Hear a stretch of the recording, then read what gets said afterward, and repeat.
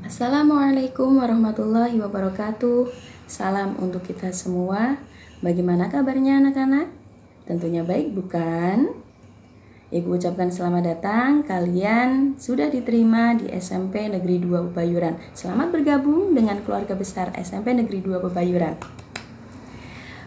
Sebelum berbicara lebih jauh, perkenalkan dulu, nama Ibu Fatihah. Ibu adalah salah satu pengajar di SMP Negeri 2 Pebayuran. Pada kesempatan kali ini, Ibu akan membahas sedikit tentang pentingnya pembinaan mental keagamaan bagi peserta didik.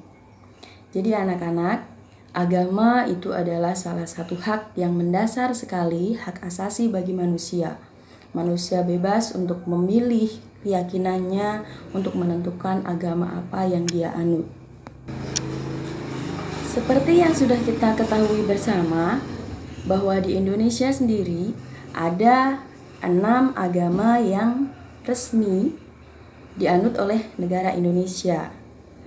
Jadi ke-6 agama itu adalah agama Islam, ada agama Kristen, ada Katolik, ada Hindu, ada Buddha, dan ada Konghucu.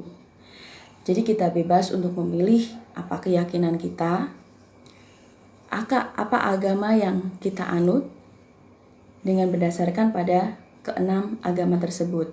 Karena Indonesia sendiri berdasarkan pada ketuhanan yang Maha Esa. Ini artinya bahwa masyarakat Indonesia, warga negara Indonesia, bahkan diharuskan untuk memilih salah satu agama untuk dijadikan keyakinannya.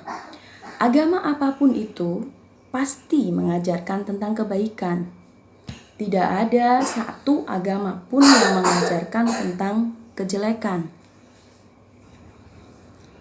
Pada dasarnya, ketika seseorang agamanya itu kuat, pondasi atau dasar agamanya itu kuat, maka hal itu akan berpengaruh juga pada kehidupannya.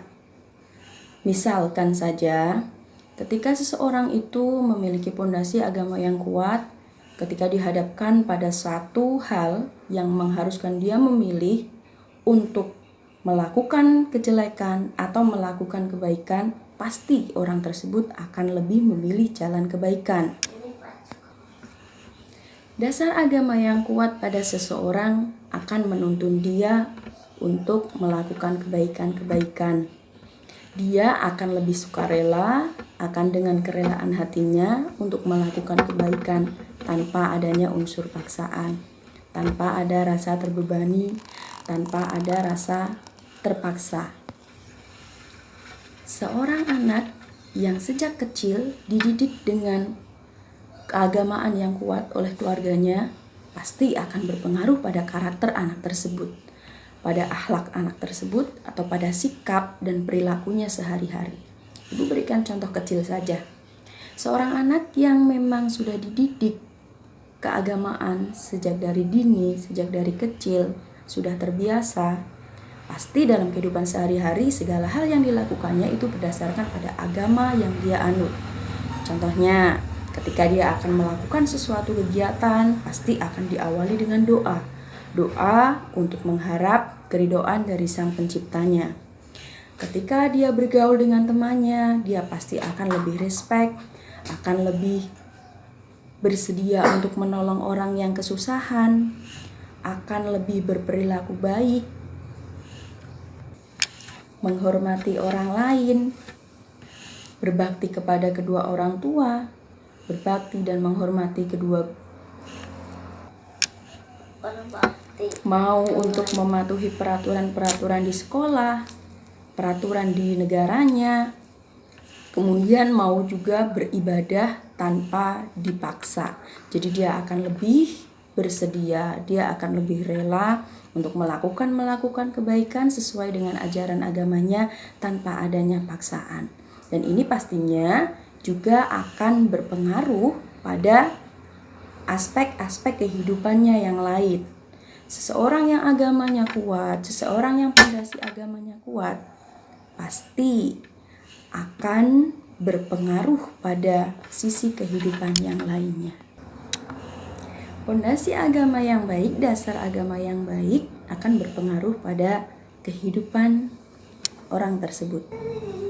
Seseorang dengan dasar agama yang baik, maka kehidupannya akan diwarnai dengan banyak sekali kebaikan. Karakternya baik, akhlaknya baik, mentalnya baik, hubungan dengan manusia, dengan sesama juga akan lebih baik. Perilaku sehari-hari baik, jauh dari keburukan, jauh dari sifat-sifat tercela, jauh dari hal-hal yang dilarang oleh agamanya. Pesan dari ibu, dengarkan baik-baik.